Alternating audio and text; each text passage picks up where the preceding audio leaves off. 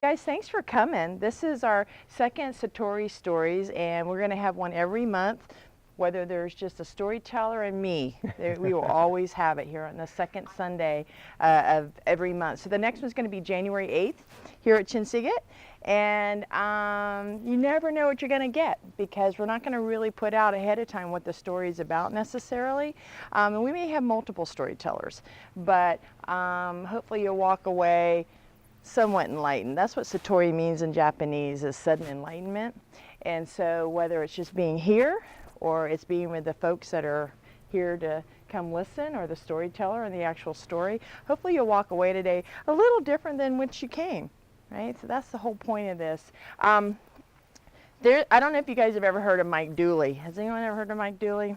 He's the guy that writes the notes from the universe. He used to be an international accountant, and then he became an entrepreneur, and he basically went into the t-shirt business and kind of like greeting cards. He made a lot of money with cute little sayings, and they ended up being notes from the universe. But he does a lot of positive stuff, and I thought, you know what, I'm going to open with Mike Dooley today. So this one is, isn't it a hoot of all the people in the world who actually get it, few if any actually give it to themselves. The trick, baby steps. Give just a little today. Give credit, give praise, give goodies to yourself, and the universe will give you even more. Selfishness is a virtue unless you think it must come at the expense of others. And why would anyone think that? Oh yeah, that's what all the people who don't get it told you. Notes for the universe. So it's my pleasure to introduce to you Jason Kaler. Lori and I spoke earlier in the week. Just want to kind of get an idea of where I might be heading and kind of give me some encouragement and stuff like that. I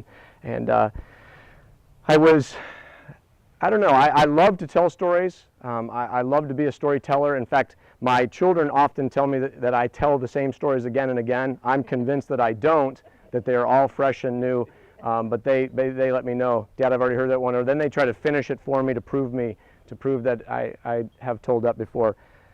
But this is different. This one's different in that what I believe this is all about, and what I received from Miss Bainham last week in her speaking was not to just tell a story, but to tell a story that inspires. But not just inspires, but to tell a story that inspires, that has inspired me because it's happened to me. I have really lived a pretty silverly lined life. I don't know, is silverly even a word? If not, I just made it up, and you guys can use it later on if you want to. But life has been pretty blessed for me. Nothing out of the ordinary. My wife and I have had 4 children, and all of the pregnancies went well for the most part, you know, that kind of stuff. And I had a great childhood, and a mom and a dad and siblings, and we lived out in the country, and I had a bunch of great friends and a great high school experience and a great college experience, and met Natalie at college, and you know, it was a great life. It is a great life. And grandparents passing away as they should in time, you know, all that kind of stuff. No early deaths, no big tragedies, just very blessed, very blessed. And so in light of that, I think kind of out of touch potentially with people who have gone through difficult times, have gone through. And so because that didn't happen to me in that way, if people were going through difficult times, unfortunately I would find myself I don't know, being a little less sympathetic potentially than I should have been, and kind of, you know, come on, you can just get through this and all that kind of stuff, and not being about the sympathy that I should have been, and I grieve because of that, because I think that there were lost opportunities plenty of times for me to really reach into other people's lives. And so what I'm going to share with you today is what has transpired over the last 4 years of my life. My dad is my hero, an amazing man, great strength in every area, a wonderful father, an amazing husband to my mom, and obviously dad also to my sisters, and just an icon in the community. And you know, my dad was going to live to be 100 years old. There's just no doubt in my mind. And when he got to be 100, he was going to walk off into the Alaskan wilderness and just disappear and live in that amazing grandeur of whatever that means. And, no one ever finds his body, and it just, the lore and the legacy just continues on and on and on and on. And I remember getting the phone call. And he said, son, he said, this was about 4 or 5 years ago. He said, son, I have something I want to share with you. He said, I'm going to have to go in and get some surgery, and I would like you to come and be with me for about a week before the surgery. And, my dad had never really been sick, and he's just a picture of health, and he was a workout fanatic, and if he wasn't working out in the weight room or running or biking or swimming, or he was up on a roof pounding nails, a part of habitat. And this is, and I said, geez, Dad, I said, if you're wanting me to come and be with you for the week before the surgery, I said, that sounds a bit ominous. And he said, well, son, it is quite ominous. He said, they don't know what's really going on inside of me, and the surgery is probably going to be about 13 to 14 hours long, and anything could happen during that time. He said, essentially what they're going to do is they're going to take everything inside my upper cavity, they're going to take it all out and work on it and then put it all back in. And I was like, they do that? Because that just doesn't sound right. What ended up happening essentially was they discovered cancer just massively throughout his body. Here's a guy who had eaten right and never smoked, never done drugs, just constantly and taking care of his body. And, he was Hercules. And he was my hero. And he was my mentor. And in reality, he was my best friend. And I don't know how many people can say that about their dad, and say it with the authenticity that I believe I can say that with. And so it was hard, and it was huge, and this wasn't supposed to happen this way. And I went up that week and spent the week with him, and we took a lot of walks, and we did a lot of talking, and he did a lot of just sharing from his heart of different things that he'd been thinking about as this news had come to him, and just thoughts on life, and different things like this. He said, son, I think that maybe in my lifetime I've put too much faith in my bank account. Just deep stuff like that, and we would talk about that, and then what life meant because of that. And they did the surgery, and the doctor who had done the surgery had said to my mom and to us, had said, I think if I do this surgery, I can give your dad maybe about 5 to 10 more years. Like, well, okay, you know what, 5 to 10 more years, that's a pretty good chunk of time. And, when the doctor came out of the 14-hour surgery, he said, it will definitely be less than 2. It is far worse than any of us imagined, and it's everywhere, and there's really not a whole lot we can do.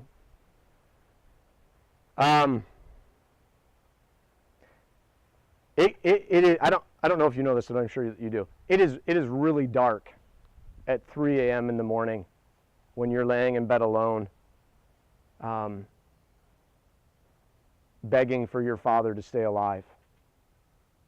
It's really dark. Even with the nightlight on, it's still really dark. And all of a sudden, these thoughts and all of this stuff came pouring back into me, how I had been really ambivalent towards people, and really ultimately selfish towards other people who had gone through tough times. And I was always just like, come on, it can't be that bad. We'll just. But as I watched my dad come out of that surgery and begin the process of trying to heal from that surgery, but not heal because cancer was everywhere in his body, and I began to see that as my misery began to set in, and my selfishness began to set in, and my heartache began to set in, I began to watch my dad take on a whole new light, a whole new glow about him that quite frankly, I didn't even think my dad could get any brighter than he was, because he was my hero. He was Hercules. And I don't mean that, like, my dad created a bucket list and traveled to the Sahara and traveled to Alaska and did this. And I watched my dad go visit other cancer patients.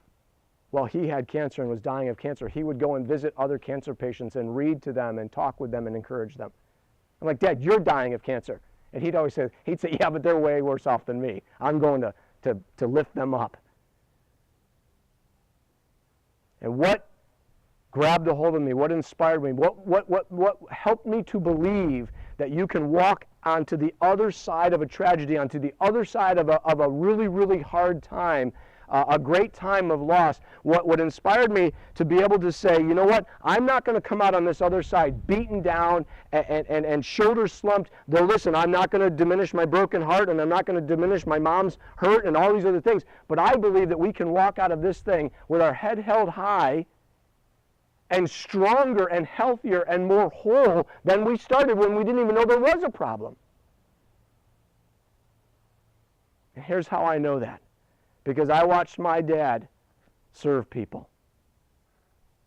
If you walk away with nothing more today than this, be inspired by this right here. Love does. Love does. I watched my dad, who already loved people beyond measure, I watched my dad love people more than I thought was even possible. And he is fighting the fight of his life with everything he's got. And listen, he was very real with me. He would say, listen, son, the 3 a.m., like you're telling me, it's really dark for you laying in bed, because he moved out of where he and my mom's room, he moved out because he wasn't sleeping at all because of the pain and all that other kind of stuff. He said, it's really dark at 3 a.m. in my room too. And I get scared. I'm like, Dad, you can't get scared. You're my hero. You're Hercules. But he kept serving. And he kept serving. And he took this idea of this law of love. Love does. He took it, and he ran with it. And he extended mercy and compassion and kindness. And I watched him as his body began to wither away. I watched him grow and grow and grow. And I was inspired by that. To know that it could be done. That love wins when love does. He went to hospice. You don't go to hospice to recover. You don't go to hospice to get better. You go to hospice to die.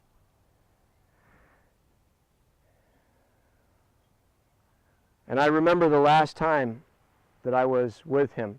I flew up to see him for a couple of days. It was getting right down to the end, and and I remember I had my sister call me before I flew up this time. This last time she called me, and she said she was upset. She said, I just went into hospice to see Dad, and he kicked me out of the room. I'm like, what? He's dying. What do you? Well, he had a board meeting that he was conducting, and he had to have me step out.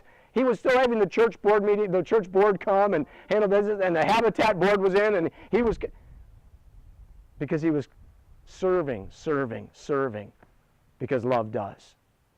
Because love does. And I got up there and spent a couple days with him, and it was hard, and he was weak, and you could barely hear him and understand him, and he'd wasted away almost to nothing laying in that hospice bed. And I had to catch a plane back to Brooksville. And in that moment, I became that little 4 or 5-year-old, 6-year-old boy again. And I crawled up in that hospice bed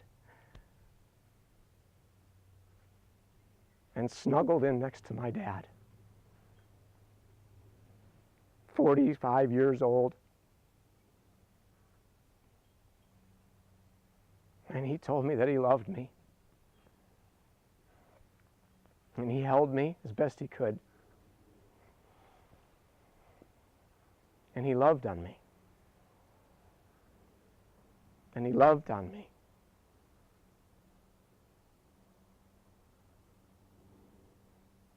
Because love does. No matter what circumstance we find ourselves in, no matter what pit we find ourselves in or mountain we find ourselves on, love does. It's merciful, it's kind, it's compassionate, it's gentle, it's serving, because love wins when love does. Even in the midst of crud, even in the midst of horrible, terrible loss. Very shortly after my dad passed, Natalie and I stepped away from the church that we were pastoring in Spring Hill, a church that we had poured our lives into for 8 years. I mean, just gobs and gobs of hours and hours, and every bit of ounce of everything we had, and literally in a 24-hour, bam, it was done and it was over with. But we walked out on the other side with our heads held high and our shoulders straight, because we said, listen, this does not define us. Love defines us, because love does. And so we're going to keep doing, because love will win when love does. It's been less than a year now that I've lost my mom. My dad's personality lent itself to being big and gregarious and friendly and all this types of stuff. My mom's personality did not. And when my dad died, I can still see her standing at the graveside yelling at him, "Mom, you left me!" I'm like, oh, Mom. And my mom could have walked into her house that next day or the day after, whatever, that my dad had passed away, and she could have drawn her drapes and set herself down, and no one would have blamed her, because my dad was the rock. My dad was the one. But my mom stepped beyond her personality, above herself, even in her sickness, even in all that she had going on in her love life that my dad had been taking care of for her all this time. And she threw back her drapes, and she started up her car, and she went out and she served. She did, because love does. And love will win when love does. My mom died less than a year ago. And as much as she was able to right down to the end, she did. She served. She kept her eyes off herself, which was not typical. And I don't mean she was selfish. She was just very much an introvert and just kind of was behind my dad all the time in the shadows, never wanted anything done. But she said, I'm going to do, because love does. So who have you written a note to in the last couple of weeks? Who have you sent a message to tell that they're awesome and amazing and incredible? Who have you put onto your gratitude list because you're grateful for this person and that person and this situation? And who can I serve? And who have you purposely went out and said, you know what, I'm going to do because love does? So that I am in the practice, no matter what happens, no matter what comes my way, no matter what difficult circumstance, no matter what loss comes, I will already be in the habit of doing, because love does. And in the end, love is going to win. Doesn't mean that I don't have a broken heart. Doesn't mean that this isn't hard. Doesn't mean that it's not tough. Doesn't mean that I'm not going to cry. Doesn't mean that 3 a.m. is not really, really, really dark. But what it means is that I'm going to get through this with my head held high and my shoulders straight, because love does. And love will win. And so I'm going to go serve. I'm going to go help people. I'm going to go encourage people. I'm going to write a note to somebody. I'm going to be a beacon of light. I'm going to bring peace wherever I can find the opportunity to bring peace. And when I find myself in that difficult spot, I'm going to get through. And I'm not going to get through beaten up and pushed down and in the mud and in the muck and wondering how in the world I could ever survive. I'm going to do more than survive. I'm going to be significant, because love does. And love will win, because love does. That's my story. I hope you enjoyed.